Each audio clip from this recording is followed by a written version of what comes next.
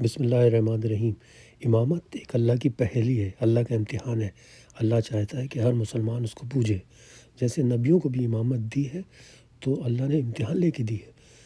تو سورہ انبیاء میں اللہ تعالیٰ نے فرمایا اور ہم نے آپ سے پہلے بھی صرف مرد ہی بھیجے جن کی طرف ہم وحی کیا کرتے تھے، بس اگر تم نہیں جانتے تو اہل ذکر سے پوچھ لو۔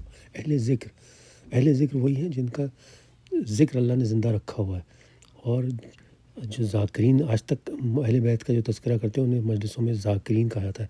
سورہ نحل میں بھی سیم یہی آیت ہے 43 نمبر کی کہ اہل ذکر کا اس میں بھی ذکر ہے۔ دونوں آیتوں میں اللہ نے فرمایا کہ کچھ نہیں جانتے تو اہل ذکر سے پوچھ لو اگر تم نہیں جانتے تو۔ یہ اہل ذکر ہیں، یہی اہل بیت ہے۔ سورہ نحل اور سورہ انبیاء میں اللہ نے فرمایا۔ سورہ سبا میں اللہ نے پھر بتایا اوت العلم کے بارے میں، بار بار اوت العلم کا ذکر آیا کہ جن کو علم عطا کیا گیا اور جن لوگوں کو علم دیا گیا ہے وہ دیکھتے ہیں کہ جو کچھ آپ کے رب کی طرف سے آپ کی طرف نازل کیا گیا وہی حق ہے، اور وہ غالب اور تعریف کے لائق اللہ کے راستے کی طرف رہنمائی کرتا ہے۔ تو اللہ نے پورے سبا میں یہ فرما دیا۔ سورہ الحج میں پھر اوت العلم کا ذکر آیا اور اللہ نے فرمایا اور تاکہ وہ لوگ جنہیں علم دیا گیا ہے وہ جان لیں کہ یہ قرآن آپ کی رب کی طرف سے حق ہے، اور پھر اس پر ایمان لے آئیں اور ان کے دل اس کے سامنے جھک جائیں، اور بے شک اللہ ایمان والوں کو سیدھے راستے کی طرف ہدایت دیتا ہے۔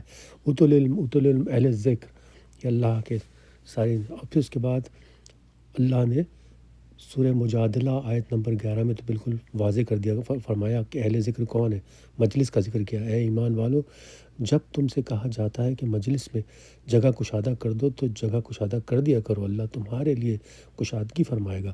اور جب کہا جائے کہ اٹھ جاؤ تو اٹھ جایا کرو، اللہ تم میں سے ایمان والوں کے اور جنہیں علم دیا گیا ہے ان کے درجے بلند فرمائے گا، اللہ تمہارے اعمال سے خوب باخبر ہے۔ تو اللہ کے نظر میں ایمان والے اور ہیں، اور جنہیں علم عطا کیا گیا وہ اور ہیں، وہ اہل بیت ہیں۔ ان کا ذکر ذاکرین مجلس میں کرتے ہیں، اور یہ مجلس کا بھی ذکر اللہ نے کیا ہے۔ تو اللہ چاہتا ہے کہ